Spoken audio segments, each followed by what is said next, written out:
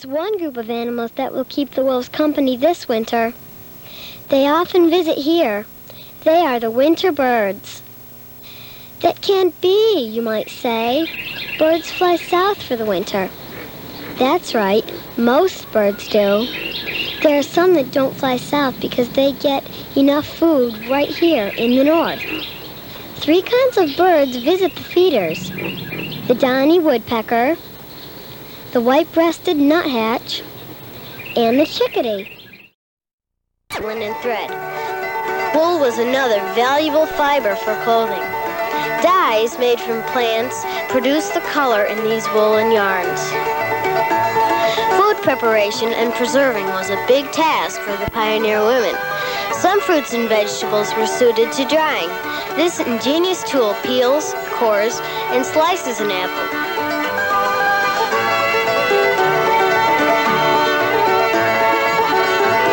The apple slices are then separated and set out to dry on a willow rack.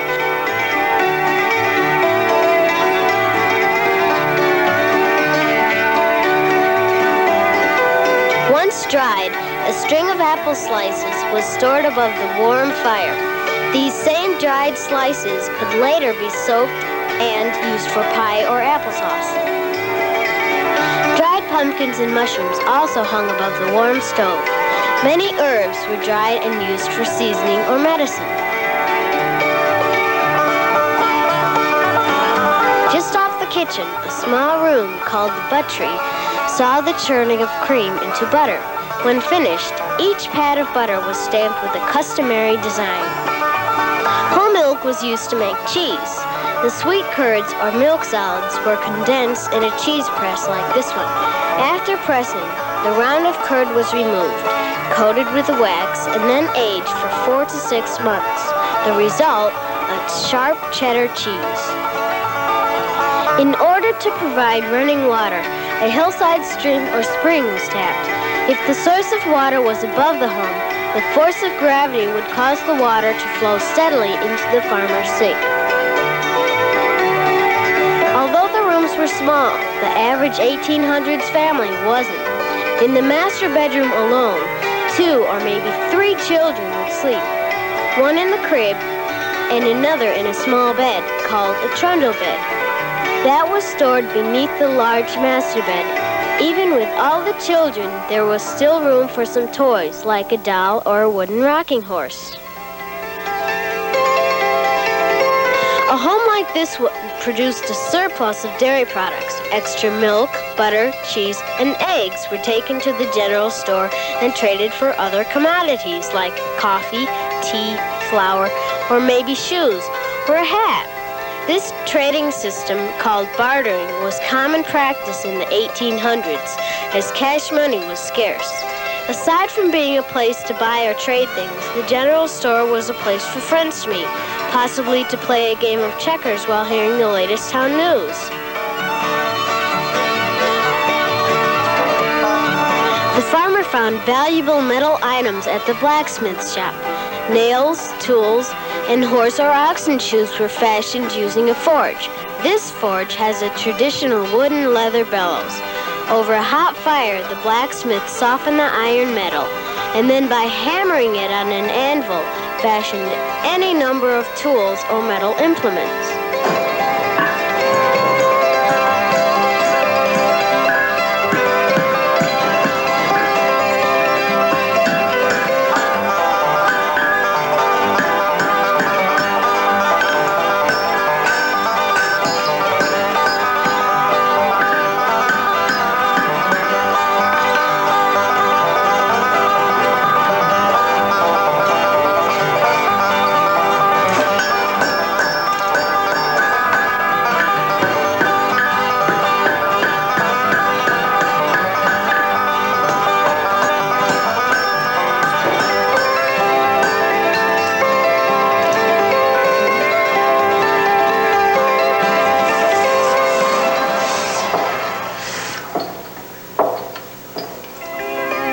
At the village crossroads, you can see other aspects of community life in the 1800s. Local newspapers were published by the village printer.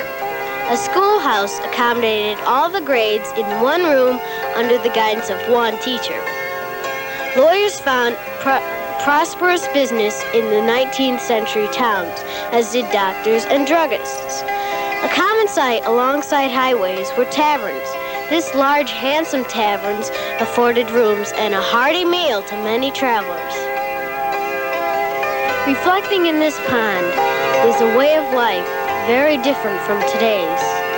The life of ordinary people of yesterday who, in doing their daily work, built a great nation where once there had only been a forest. Roller skating has had a comeback this past year. It was very popular in the 50s and kind of died down in the 60s and the 70s. Action News reporter Ron Greenberg tells of a twist in the latest fad. When you cross roller skates with skis? Well, roller skis, of course. And today in Norwich, a roller ski rally was held. About 20 enthusiasts took to their roller skis to tackle a grueling 9-mile course. Paul DeYoung, one of the event sponsors, told Action News about the rally. We are doing this really to promote the sport of roller skiing and skiing, and it's a rather exciting pre-season way to get in shape. Racing on roller skis has become quite an event, and the participants in today's rally came from all over New York. Came from Mount Kisco, which is down in Westchester County, about 30 miles north of New York City. The racers lined up at the starting line, and then they were off. Kim Miller of Binghamton picked up an early lead and was able to maintain it throughout the race. He finished first with a 40-minute, 32.3-second total time for the course. After the race, I asked Kim how he felt. Feels good. Everybody likes to win. No problem with that. Roller skis cost their owners anywhere from $200 to $350, but most of their owners said the experience was worth the investment. Ron Greenberg, Action News, Norwich. When ANFK returns, we'll find out about the latest NASA space shuttle and we'll meet some older video game players. Stay with us.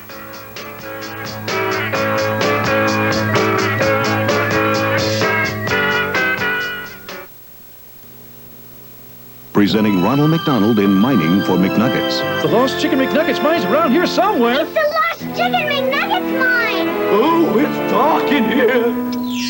Grimace? Hi! I've been mining for Chicken McNuggets. They're golden nuggets of chicken. No pounds, don't you know? And you get your choice of sauce to dip them in. Grimace, show me where you found them. Over here. McDonald's! Where else would you find McDonald's Chicken McNuggets? At McDonald's. Yeah. I found Pac-Man with my Coke. I found asteroids with my Tab. And you can win, too. Coca-Cola bottlers across the country are giving away millions in total cash and great Atari prizes. Just look for specially marked Coke and Tab and Peel to find Atari home computer systems, game cartridges, even an Atari coin video game. Win instant cash, too. Start peeling. You might find Space Invaders. Coke is it? Promotional caps are available on 16-ounce bottles of Coke and Tab. And now back to Action News for Kids. To art lovers, the name Leonardo da Vinci means classic paintings. Some say he was one of the most brilliant painters who ever lived. Over the years, many of da Vinci's works have been lost or stolen, but it seems at least one of the classics has been recovered. For 400 years, only nuns in a French convent saw this face. For another 80, only the members of the French family that eventually bought the painting. What they were looking at is a Leonardo da Vinci, lost to the world after it was donated to the convent by King Louis XII.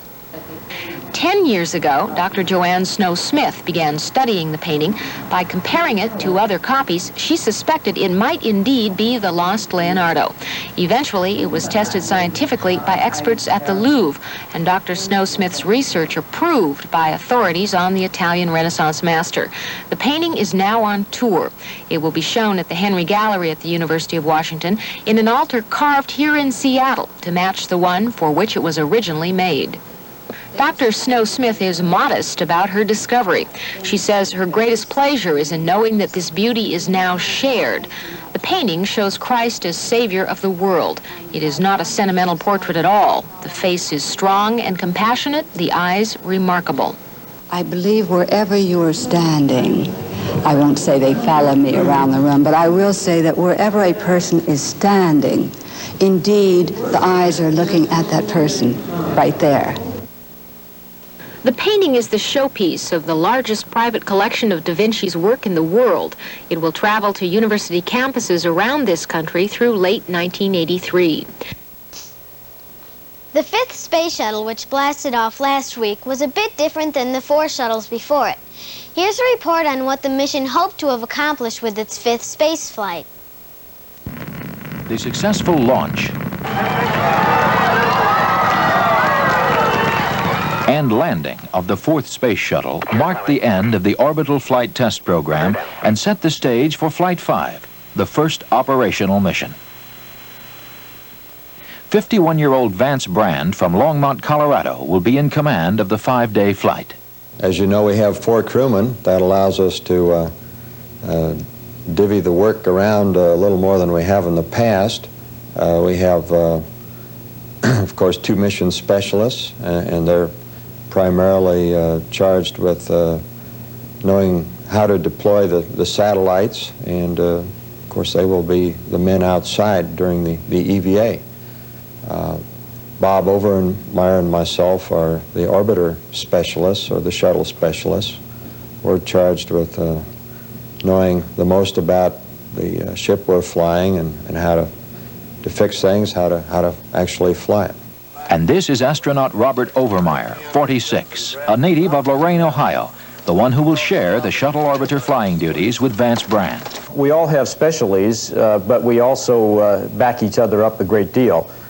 Give you an idea of a specialty that I have. I'm in charge of the in-flight maintenance, so I have trained very hard on all of the in-flight maintenance. That's the repair of anything that might go wrong to the spacecraft on orbit. 43-year-old NASA astronaut Dr. William Lenore from Miami, Florida, is one of the 2 mission specialists. We asked him how this flight compares to the previous 4. I'd say it's very much different. The previous 4 had a primary objective to go up and to verify and to flight test the orbiter and its ability to meet its requirements and perform its mission. This is the first flight that has a mission to perform that the first 4 were trying to verify. We're going to deploy 2 satellites in a commercial sense. It's the first time that we have done that, and our objective is slanted because of that. Those 2 communications satellites, one for the Satellite Business System and one for the Telesat Corporation of Canada, are to be deployed by the astronauts from the payload bay of the shuttle orbiter. Helping with this task will be astronaut mission specialist Dr. Joseph Allen, 45, from Crawfordsville, Indiana. He will also join in the first spacewalk, or EVA, from the shuttle. These things will be tested for the first time, and they'll be tested by Bill Lenore and myself, the 2 mission specialists. The EVA, though, will be carried out by all 4 crew members, in that Bob will be our flight director and communicator while we're out working, and will direct the activities we're carrying out, and Vance will be totally responsible for the way the orbiter's behaving during this time. So it's a team effort. Okay, now Bob wants me to have this on my body here. There will be 3 student experiments carried aboard the space shuttle this time, including one by 18-year-old Scott Thomas of Johnstown, Pennsylvania. He is shown here working with astronaut mission specialist Dr. Joe Allen. My experiment's entitled Convection in Zero Gravity, and it will study liquid flows in zero-G. Joe will take these syringes here, and we have a number of syringes, and inject them into pans similar to this, and then he will actuate all these buttons here, which turn on a computer, which actually runs the experiment. Space Shuttle Columbia, Flight 5, the first operational mission.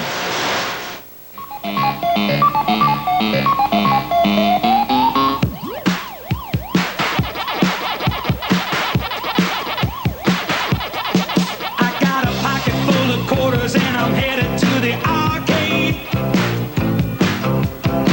I don't have a lot of money, but I'm bringing everything I made. I got a callus on my finger and my shoulder's hurting too. I'm gonna eat 'em all.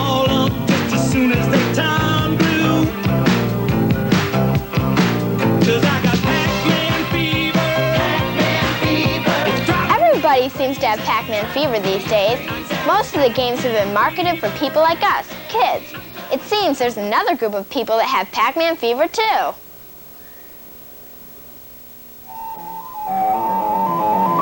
Pac-Man fever has invaded the Shorehaven nursing home, and the competition is fierce. He's trying to beat me, and I'm trying to beat him always. We were here this morning, and boy, I think we played about 50 games. 80-year-old Ed Schmelzer is locked in a playoff duel with Fred Rescorla. Fred is 88. The grandchildren, they're crazy about this now. Yeah, they think it's so great because Grandpa's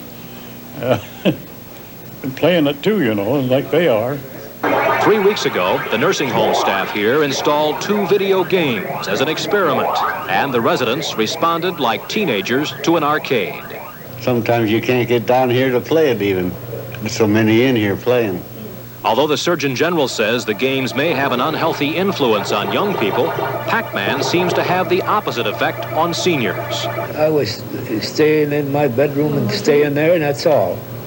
But when they got me here going with it, well, then it got me going.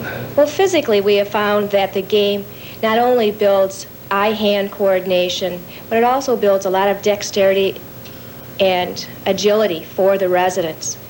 But more importantly, perhaps, for people like Cora Jane Vandermolen, battling for points in Pac-Man is nothing more than good old-fashioned fun. We've run out of time for today. Thanks for joining us. We hope you enjoyed our visit with the winter birds and our look at America's early days.